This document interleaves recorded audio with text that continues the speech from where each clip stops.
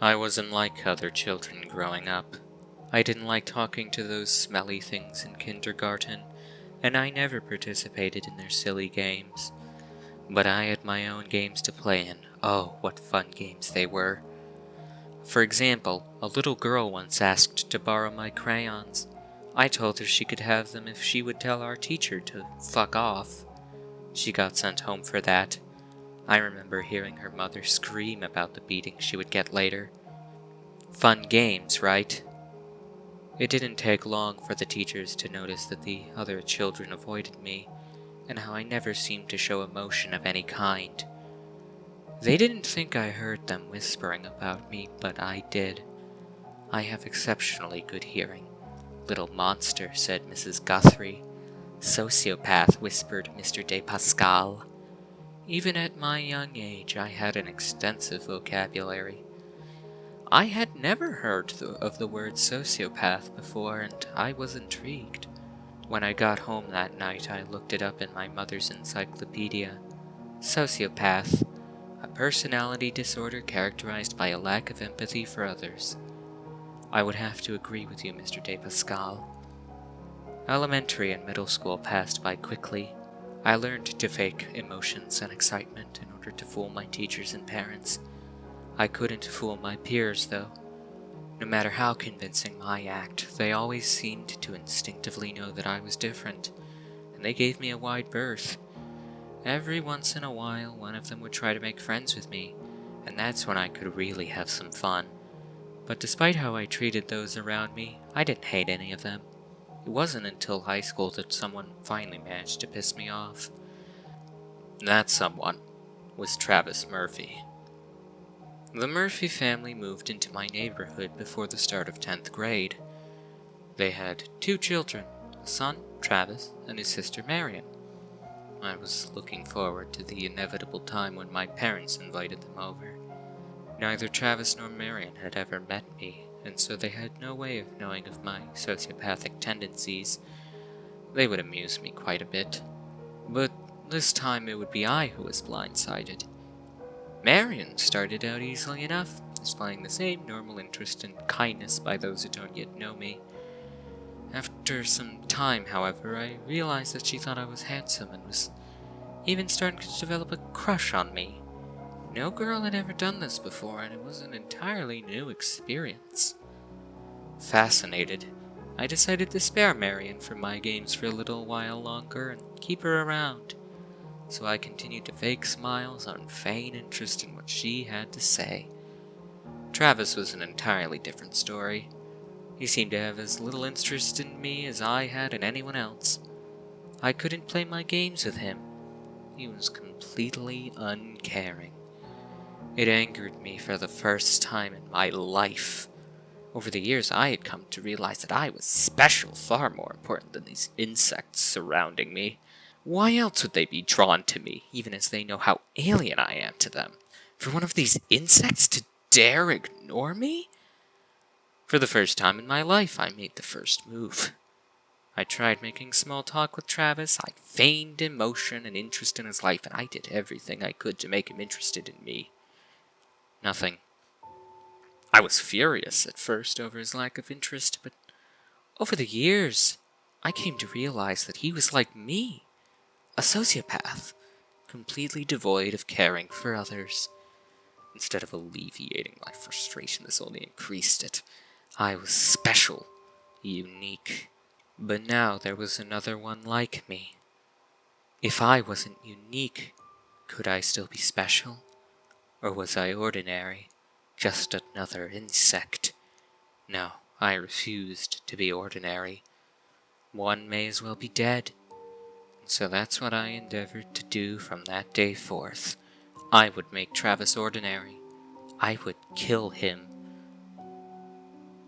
Fueled by passion as I was, I waited. High school passed and college started. Trifles. I learned new ways to express myself through sex with Marion. I learned the value of pain and how to make her beg for it. It was all very fascinating at first, but like everything else, it eventually lost its intrigue. My focus shifted away from Marion and back to Travis. I was fully ready to kill him, but cautious. I wasn't naive enough to think the insects would let me get away with it if they knew I murdered him, and I wanted to avoid prison at all costs. I fear nothing except boredom, and that is what prison is. Endless boredom. I couldn't act impulsively. I had to be calculating and crafty. As long as I was taking my time, I figured I may as well have some fun. My first chance to toy with my prey came about my second semester in college. Travis and his family were leaving for a week to visit a relative or some such bullshit, and they were leaving their dog behind. They paid a neighbor to check on him 3 times a day, giving him food and taking him outside. I watched this for 2 days, learning what the schedule was before making a plan. The night before the Murphys returned, I crept into the house after the neighbor fed the dog for the last time. Marion had given me the security code to shut off the burglar alarm so I could sneak in for sex. Wearing gloves and a mask, I entered the house, unseen by the sleeping neighbors. The dog knew me by scent and didn't bark. He bounded to me, tail wagging and tongue hanging stupidly out of his mouth.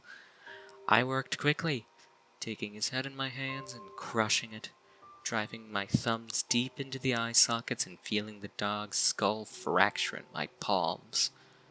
He let out only a quick whimper before falling silent forever. Good boy. I brought a homemade kit along with me, a scalpel and various other instruments stolen from the science lab. I eviscerated the dog, wrapping his intestines around the living room light, ensuring it would be the first thing the Murphys saw when they got home. The thought of them turning on the fan and being pelted with drops of blood amused me. I used most of the dog's blood to write the threatening message, "You're next," on Travis's bedroom wall. I left the carcass on his bed. As a private joke, I left the dog's heart on Marion's pillow. Satisfied with my handiwork, I went back to my dorm, where I slept quite soundly. There was a big commotion the week following the day the Murphys returned. Stories and images of the carnage in their house were on the local news every night. There were rumors that the Murphys were going to move away soon.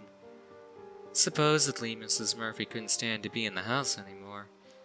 I had to act fast. I couldn't allow my prey to escape from me. Sitting in my dorm, I dreamed all manner of destruction for my enemy. There was a flash of light over my wall. Headlights from outside.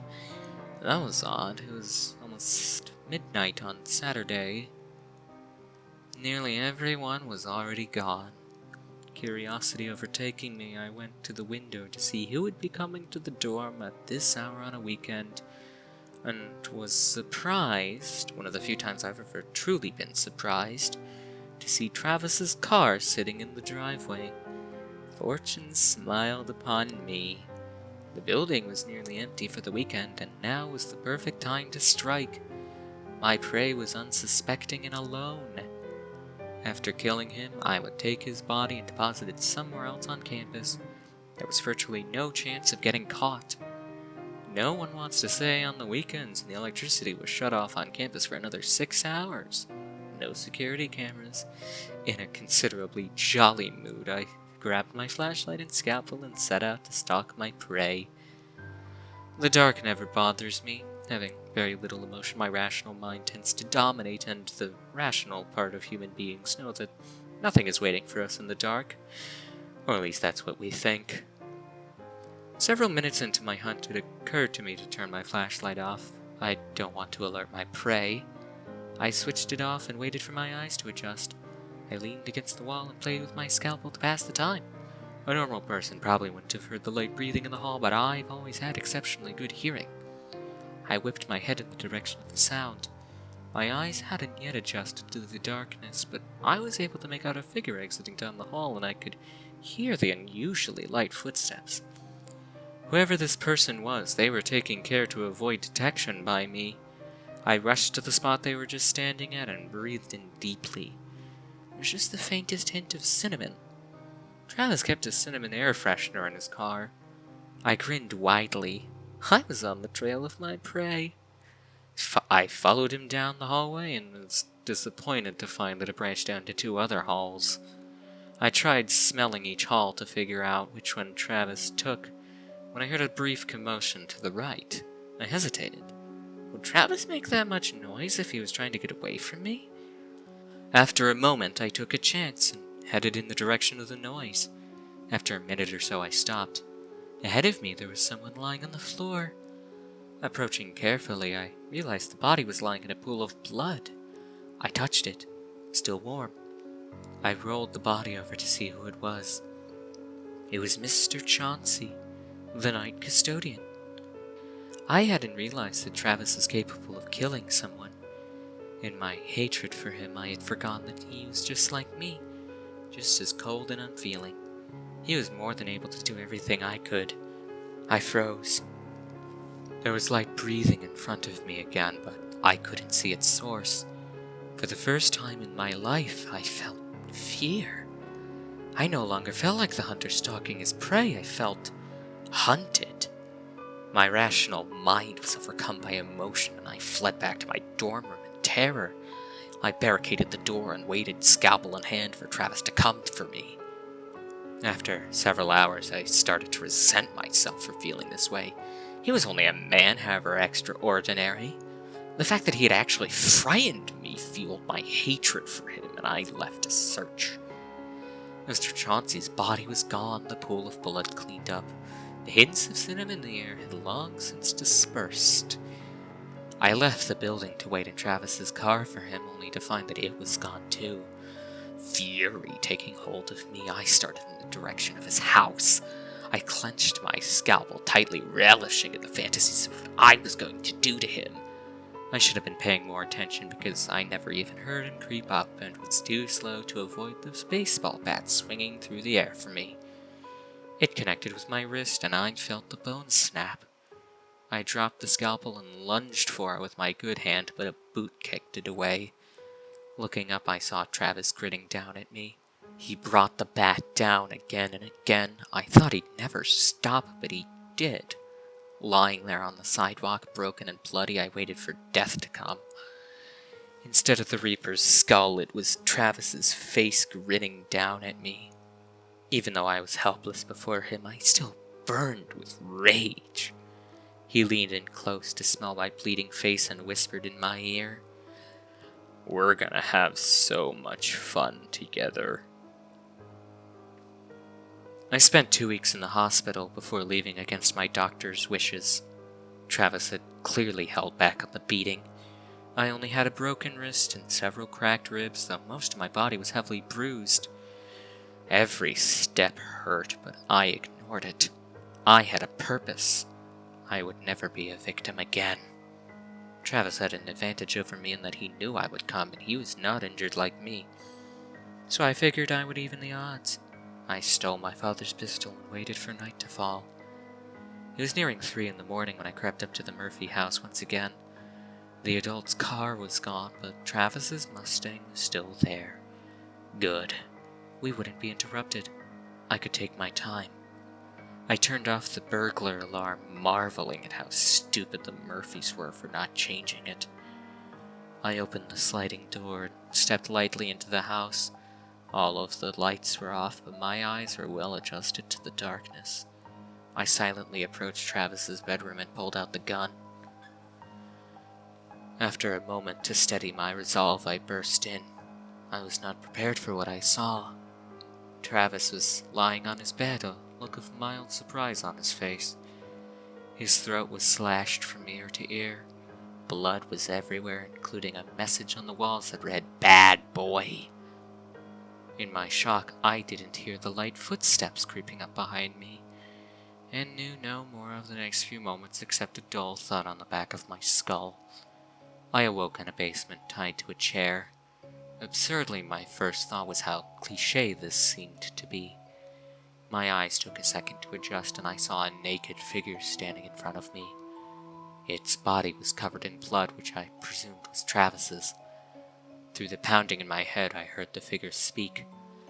"I didn't want to do it like this. Why couldn't you boys just behave yourselves?"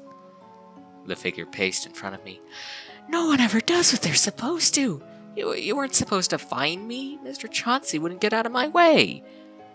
The figure stopped in front of me. Travis wasn't supposed to hurt you. I told him not to, but after he realized that you were, he just couldn't help himself. I suppose that's why you went after him too? The figure stroked my face tenderly. I watched you when you killed our dog. You never knew I was there. I'm real good at hiding. It was so sweet of you to leave me the heart. I still have it. Marion smiled at me. I could see something in her eyes, something I didn't have. The absurd part of my brain started to point out the difference between sociopath and psychopath. We have the silliest thoughts at the silliest times, don't we?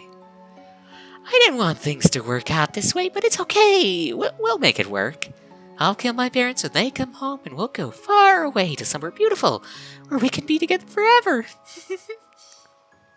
I thought about feigning emotion and manipulating her into letting me go, but I knew when I looked into her face that it was useless.